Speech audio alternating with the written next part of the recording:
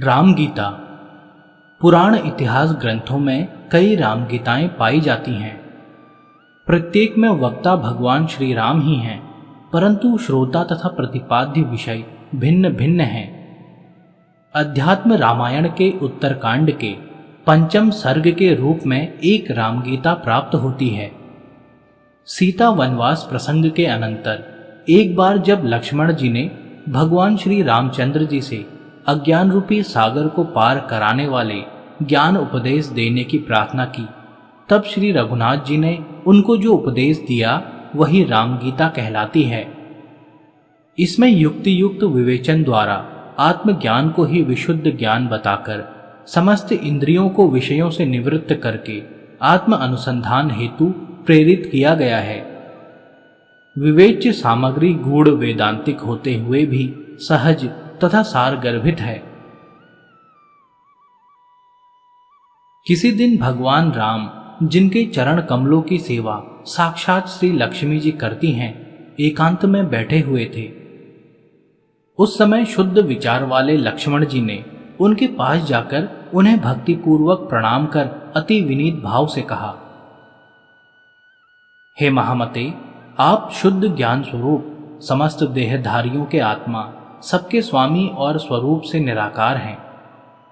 जो आपके चरण कमलों के लिए भ्रमर रूप है, उन परम भागवतों के सहवास के रसिकों को ही आप ज्ञान दृष्टि से दिखलाई देते हैं। हे प्रभु, योगीजन जिनका निरंतर चिंतन करते हैं, संसार से छुड़ाने वाले उन आपके चरण कमलों की मैं शरण हूं। आप मुझे ऐसा उपदेश दीजिए जिससे मैं सुगमता से ही अज्ञान रूपी अपार समुद्र को पार हो जाऊं। श्री लक्ष्मण जी के ये सब वचन सुनकर शरणागत वत्सल भूपाल शिरोमणि भगवान राम सुनने के लिए उत्सुक हुए लक्ष्मण को उनके अज्ञान अंधकार का नाश करने के लिए प्रसन्न चित्त से ज्ञान उपदेश करने लगे। भगवान श्री राम बोले, सबसे पहले अपने अपने वर्ण और आश्रम के लिए शास्त्रों में बतलाई हुई क्रियाओं का यथावत पालन कर चित्त शुद्ध हो जाने पर उन कर्मों को छोड़ दें और शम दम आदि साधनों से संपन्न हो आत्मज्ञान की प्राप्ति के लिए सद्गुरु की शरण में जाएं। कर्म देहांतर की प्राप्ति के लिए ही स्वीकार किए गए हैं, क्योंकि उनमें प्रेम रखने वाले पुरुषों से इष्ट अनिष्ट दोनों ही प्रकार की क्रियाएं होती हैं। उनसे धर्म और अधर्म दोनों की ही प्राप्ति होती है और उनके कारण शरीर प्राप्त होता है, जिससे फिर कर्म होते हैं। इसी प्रकार यह संसार चक्र के समान चलता रहता है। संसार का मूल कारण अज्ञान ही है और इन शास्त्रीय विधि वाक्यों में उस अज्ञान का नाश ही संसार से मुक्त होने का उपाय बतलाया गया है। अज्ञान का नाश करने में ज्ञान ही समर्थ है, सकाम कर्म नहीं, क्योंकि उस अज्ञान से उत्पन्न होने वाला कर्म उसका विरोधी नहीं हो सकता। सकाम कर्म द्वारा अज्ञान का नाश अथवा राग का क्षय नहीं हो सकता, बल्कि उससे दूसरे सदोष कर्म की उत्पत्ति होती है। उससे पुनः संसार की प्राप्ति होना अनिवार्य है। इसलिए बुद्धिमान को ज्ञान विचार में ही तत्पर होना चाहिए। कुछ वितर्कवादी ऐसा कहते हैं कि जिस प्रकार वेद के कथन अनुसार ज्ञान पुरुषार्थ का साधक है, वैसे ही कर्म वेद विहित है और प्राणियों के लिए कर्मों की अवश्य कर्तव्यता का विधान भी है। इसलिए वे कर्म ज्ञान के सहकारी हो जाते हैं। साथ ही श्रुति ने कर्म न करने में दोष भी बतलाया है। इसलिए मुमुक्षु को उन्हें सर्वदा करते रहना चाहिए। और यदि कोई कहे कि ज्ञान स्वतंत्र है एवं निश्चय ही अपना फल देने वाला है, उसे मन से भी किसी और की सहायता की आवश्यकता नहीं है, तो उसका यह कहना ठीक नहीं। क्योंकि जिस प्रकार वेदोक्त यज्ञ सत्य कर्म होने पर भी अन्य कारक आदि की अपेक्षा करता ही है, उसी प्रकार विधि से प्रकाशित कर्मों के द्वारा ही ज्ञान मुक्ति का साधक हो सकता है। अतः कर्मों का त्याग उचित नहीं है। सिद्धांती ऐसा जो कोई कुतर्की कहते हैं, उनके कथन में प्रत्यक्ष विरोध होने के कारण वह ठीक नहीं है। क्योंकि कर्म देह अभिमान से होता है और ज्ञान अहंकार के नाश होने पर सिद्ध होता है। वेदांत वाक्यों का विचार करते करते विशुद्ध विज्ञान के प्रकाश से उद्भासित हो चरम आत्मवृत्ति होती है। उसी को विद्या आत्मज्ञान कहते हैं। इसके अतिरिक्त कर्म संपूर्ण कारक आदि की सहायता से होता है, किंतु विद्या समस्त कारक आदि का अनित्यत्व की भावना द्वारा नाश कर देती है। इसलिए समस्त इंद्रियों के विषयों से निवृत्त होकर निरंतर आत्म अनुसंधान में लगा हुआ बुद्धिमान पुरुष संपूर्ण कर्मों का सर्वथा त्याग कर दे, क्योंकि विद्या का विरोधी होने के कारण कर्म का उसके साथ समुच्चय नहीं हो सकता। जब तक माया से मोहित रहने के कारण मनुष्य का शरीर आदि में आत्मभाव है, तभी तक उसे वैदिक कर्म अनुष्ठान कर्तव्य है। नेति नेति आदि वाक्यों से संपूर्ण आत्म वस्तुओं का निषेध करके अपने परमात्म स्वरूप को जान लेने पर फिर उसे समस्त कर्मों को छोड़ देना चाहिए। जिस समय परमात्मा और जीवात्मा के भेद को दूर करने वाला प्रकाशमय विज्ञान अंतःकरण में स्पष्टतया भासित होने लगता है, उसी समय आत्मा के लिए संसार प्राप्ति की कारण माया अनायास ही कारक आदि के सहित लीन हो जाती है। श्रुति प्रमाण से उसके नष्ट कर दिए जाने पर फिर वह अपना कार्य करने में समर्थ भी किस प्रकार हो सकती है, क्योंकि परमार्थ तत्व एकमात्र ज्ञान स्वरूप निर्मल और अद्वितीय है। अतः बोध हो जाने पर फिर अविद्या उत्पन्न नहीं होगी। जब एक बार नष्ट हो जाने पर अविद्या का फिर जन्म नहीं होता, तो बोधवान को मैं इस कर्म का करता हूं ऐसी बुद्धि कैसे हो सकती है। इसलिए ज्ञान स्वतंत्र है, उसे जीव के मोक्ष के लिए किसी और कर्म आदि की अपेक्षा नहीं है। वह स्वयं अकेला ही उसके लिए समर्थ है। इसके सिवा तैत्तरीय शाखा की प्रसिद्ध श्रुति भी आग्रह पूर्वक स्पष्ट कहती है कि समस्त कर्मों का त्याग करना ही अच्छा है, तथा एतावत इत्यादि वाजसनेयी शाखा की श्रुति भी कहती है कि मोक्ष का साधन ज्ञान ही है, कर्म नहीं। और तुमने जो ज्ञान की समानता में यज्ञ आदि का दृष्टांत दिया सो ठीक है, क्योंकि उन दोनों के फल अलग अलग हैं। इसके अतिरिक्त यज्ञ तो बहुत से कारकों से सिद्ध होता है और ज्ञान इससे विपरीत है, अर्थात वह कारक आदि से साध्य नहीं है। कर्म के त्याग करने से मैं अवश्य प्रायश्चित भागी होऊंगा, ऐसी अनात्म बुद्धि अज्ञानियों को हुआ करती है, तत्वज्ञानी को नहीं। इसलिए विकार रहित चित्त वाले बोधवान पुरुष को विहित कर्मों का भी विधि पूर्वक त्याग कर देना चाहिए। फिर शुद्ध चित्त होकर श्रद्धा पूर्वक गुरु की कृपा से तत्वमसि इस महावाक्य के द्वारा परमात्मा और जीवात्मा की एकता जानकर सुमेरु के समान निश्चल एवं सुखी हो जाए। यह नियम ही है कि प्रत्येक वाक्य का अर्थ जानने में पहले उसके पदों के अर्थ का ज्ञान ही कारण है। इस तत्वमसि महावाक्य के तत् और त्वम पद क्रम से परमात्मा और जीवात्मा के वाचक हैं और असि उन दोनों की एकता करता है।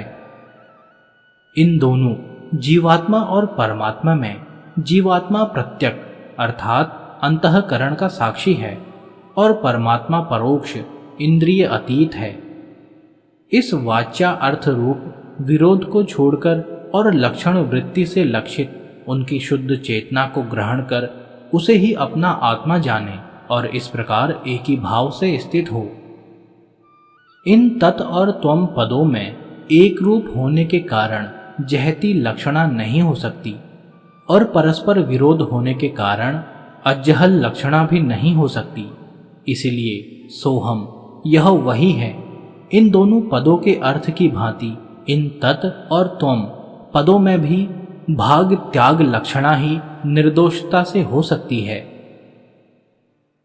पृथ्वी आदि पंचीकृत भूतों से उत्पन्न हुए सुख दुख आदि कर्म भोगों के आश्रय और पूर्व उपार्जित कर्मफल से प्राप्त होने वाले इस मायामय आदि अंतवान शरीर को विज्ञजन आत्मा की स्थूल उपाधि मानते हैं और मन, बुद्धि, 10 इंद्रियां तथा 5 प्राण, इन 17 अंगों से युक्त और अपंचीकृत भूतों से उत्पन्न हुए सूक्ष्म शरीर को, जो भोक्ता के सुख दुख आदि का अनुभव करता है, आत्मा का दूसरा देह मानते हैं।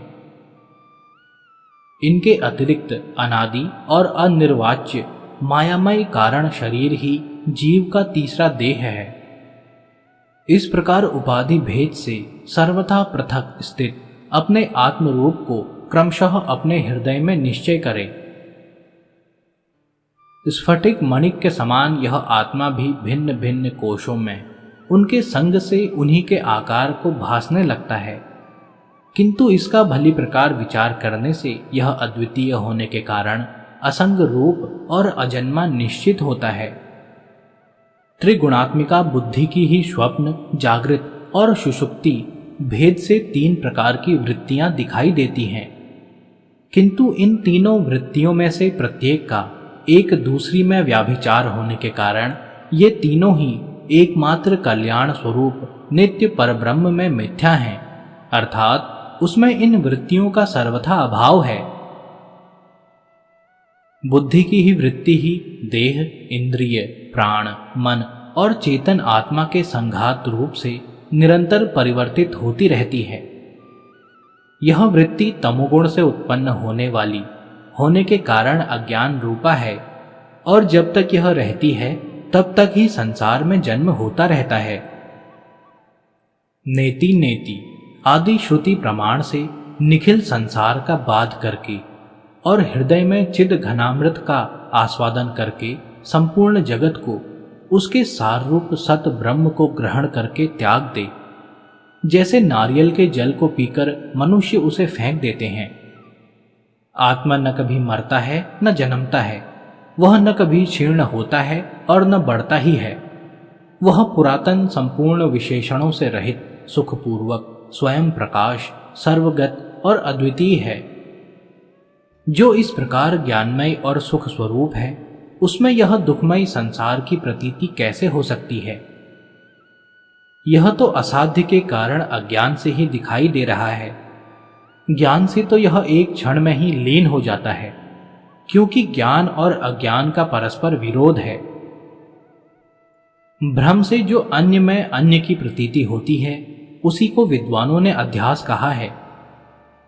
जिस प्रकार असर्प रूप रज्जु आदि में सर्प की प्रतीति होती है, उसी प्रकार ईश्वर में संसार की प्रतीति हो रही है। जो विकल्प और माया से रहित है, उस सब के कारण निरामय, अद्वितीय और चित्त स्वरूप परमात्मा ब्रह्म में पहले इस अहंकार रूप अध्यास की ही कल्पना होती है। सबके साक्षी आत्मा में इच्छा, अनिच्छा, राग द्वेष और सुख दुख आदि रूप बुद्धि की वृत्तियां ही जन्म मरण रूप संसार की कारण है, क्योंकि सुषुप्ति में इसका अभाव हो जाने पर हमें आत्मा का सुख रूप से भान होता है। अनादि अविद्या से उत्पन्न हुई बुद्धि में प्रतिबिंबित यह चेतन का प्रकाश ही जीव कहलाता है। बुद्धि के साक्षी रूप से आत्मा उससे पृथक है। वह परमात्मा तो बुद्धि से अपरिच्छिन्न है। अग्नि से तपे हुए लोहे के समान चिदाभास साक्षी आत्मा तथा बुद्धि के एकत्र रहने से परस्पर अन्य अन्य अध्यास होने के कारण क्रमशः उनकी चेतनता और जड़ता प्रतीत होती है। गुरु के समीप रहने से और वेद वाक्यों से आत्मज्ञान का अनुभव होने पर अपने हृदय में स्थित उपाधि रहित आत्मा का साक्षात्कार करके आत्मा रूप से प्रतीत होने वाले देह आदि संपूर्ण जड़ पदार्थों का त्याग कर देना चाहिए। मैं प्रकाश स्वरूप, अजन्मा, अद्वितीय, निरंतर, भासमान, अत्यंत निर्मल, विशुद्ध विज्ञान घन, निरामय, क्रिया रहित और एकमात्र आनंद स्वरूप हूँ। मैं सदा ही मुक्त, अचिंत शक्ति, अतीन्द्रिय, ज्ञान स्वरूप, अविकृत रूप और अनंत पार हूँ। वेदवादी पंडितजन अहनिर्ष मेरा हृदय में चिंतन करते हैं। इस प्रकार सदा आत्मा का अखंड वृत्ति से चिंतन करने वाले पुरुष के अंतःकरण में उत्पन्न हुई विशुद्ध भावना तुरंत ही कारक आदि के सहित अविद्या का नाश कर देती है। जिस प्रकार नियम अनुसार सेवन की हुई औषधि रोग को नष्ट कर डालती है। आत्मचिंतन करने वाले पुरुष को चाहिए कि एकांत देश में इंद्रियों को उनके विषयों से हटाकर और अंतःकरण को अपने अधीन करके बैठे तथा आत्मा में स्थित होकर और किसी साधन का आश्रय न लेकर शुद्ध चित्त हुआ केवल ज्ञान दृष्टि द्वारा एक आत्मा की ही भावना करे। यह विश्व परमात्म स्वरूप है ऐसा समझकर इसे सबके कारण रूप आत्मा में लीन करे। इस प्रकार जो पूर्ण चिदानंद स्वरूप से स्थित हो जाता है उसे बाह्य अथवा आंतरिक किसी भी वस्तु का ज्ञान नहीं रहता। समाधि प्राप्त होने के पूर्व ऐसा चिंतन करे कि संपूर्ण चराचर जगत केवल ओमकार मात्र है। यह संसार वाच्य है और ओमकार इसका वाचक है। अज्ञान के कारण ही इसकी प्रतीति होती है, ज्ञान होने पर इसका कुछ भी नहीं रहता। ओमकार में अ, उ और मौ ये 3 वर्ण हैं। इनमें से अकार विश्व जागृति के अभिमानी का वाचक है, उकार तेजस स्वप्न का अभिमानी कहलाता है और मकार प्राज्ञ सुषुप्ति के अभिमानी को कहते हैं। यह व्यवस्था समाधि लाभ से पहले की है। तत्व दृष्टि से ऐसा कोई भेद नहीं है। नाना प्रकार से स्थित आकार रूप विश्व पुरुष को उकार में लीन करे और ओमकार के द्वितीय वर्ण तेजस रूप उकार को उसके अंतिम वर्ण मकार में लीन करे। फिर कारण आत्मा प्राज्ञ रूप मकार को भी चिदघन रूप परमात्मा में लीन करे और ऐसी भावना करे कि वह नित्य मुक्त विज्ञान स्वरूप उपाधिहीन निर्मल परब्रह्म मैं ही हूं। इस प्रकार निरंतर परमात्म भावना करते करते जो आत्म आनंद में मग्न हो गया है तथा जिसे संपूर्ण दृश्य प्रपंच विस्मृत हो गया है, वह नित्य आत्म आनंद का अनुभव करने वाला जीवन मुक्त योगी निस्तरंग समुद्र के समान साक्षात मुक्त स्वरूप हो जाता है। इस प्रकार जो निरंतर समाधि योग का अभ्यास करता है, जिसके संपूर्ण इंद्रिय गोचर विषय निवृत्त हो गए हैं तथा जिसने काम क्रोध आदि संपूर्ण शत्रुओं को परास्त कर लिया है, उस 6 इंद्रियों मन और 5 ज्ञानेंद्रियों को जीतने वाले महात्मा को मेरा निरंतर साक्षात्कार होता है।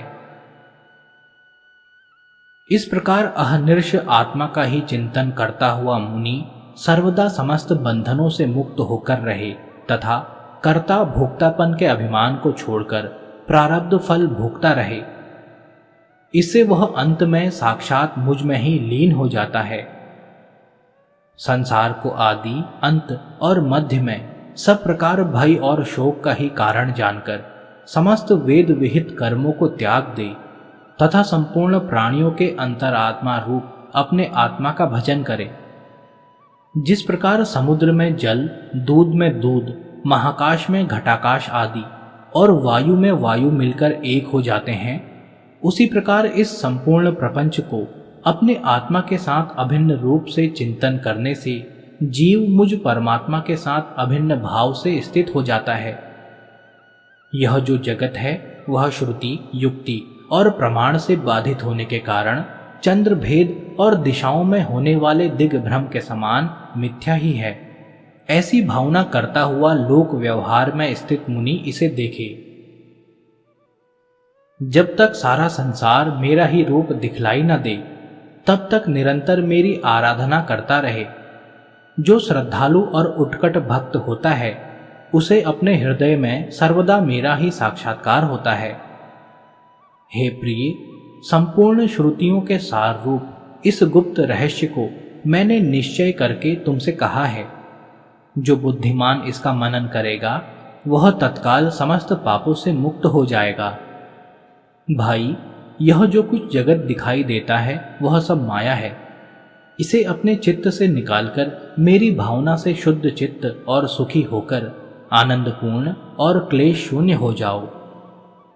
जो पुरुष अपने चित्त से मुझ गुणातीत निर्गुण का अथवा कभी कभी मेरे सगुण स्वरूप का भी सेवन करता है, वह मेरा ही रूप है। वह अपनी चरण रज के स्पर्श से सूर्य के समान संपूर्ण त्रिलोकी को पवित्र कर देता है। यह अद्वितीय ज्ञान समस्त श्रुतियों का एकमात्र सार है। इसे वेदांत वेद्य भगवद पाद मैंने ही कहा है। जो गुरु भक्ति संपन्न पुरुष इसका श्रद्धापूर्वक पाठ करेगा, उसकी यदि मेरे वचनों में प्रीति होगी तो वह मेरा ही रूप हो जाएगा